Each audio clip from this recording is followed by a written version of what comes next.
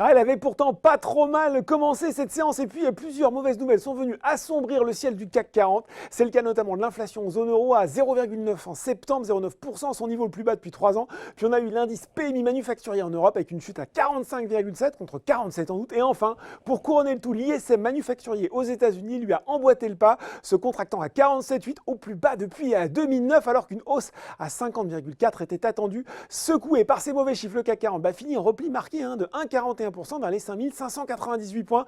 Aux États-Unis, même cause, mêmes effets, le Dow Jones se replie de 0,6% vers 17h40 et le Nasdaq de 0,27%. Sur le SBF 120, Genfit signe la baisse la plus nette avec une perte creusée au premier semestre à 51 millions d'euros contre 37 à la même période de 2018. Mais tout ceci n'est guère significatif. Le rendez-vous crucial pour la biotech, ce sont les résultats intermédiaires de phase 3 d'ici la fin de l'année. Suspense, ça recule aussi pour Vallourec dans le sillage du Brent qui est repassé aujourd'hui sous la barre des 60 $ le baril.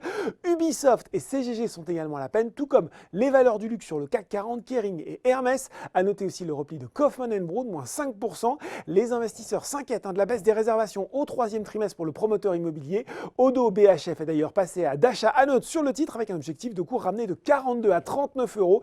Et puis, mauvaise nouvelle pour Biomup. Le cours de la medtech en très grande difficulté financière, il s'est effondré de 28% alors que la société a reporté l'arrêté des comptes semestriels. Côté progression, il n'y a pas grand-chose. Air France KLM vole plus haut que tout le monde sur l'SBF 120 grâce à un petit coup de boost de Bank of America Merrill Lynch.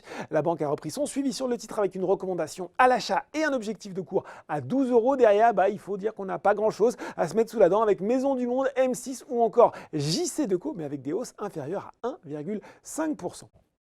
Voilà, c'est tout pour ce soir, mais n'oubliez pas, tout le reste de l'actu éco et finance est sur Boursorama.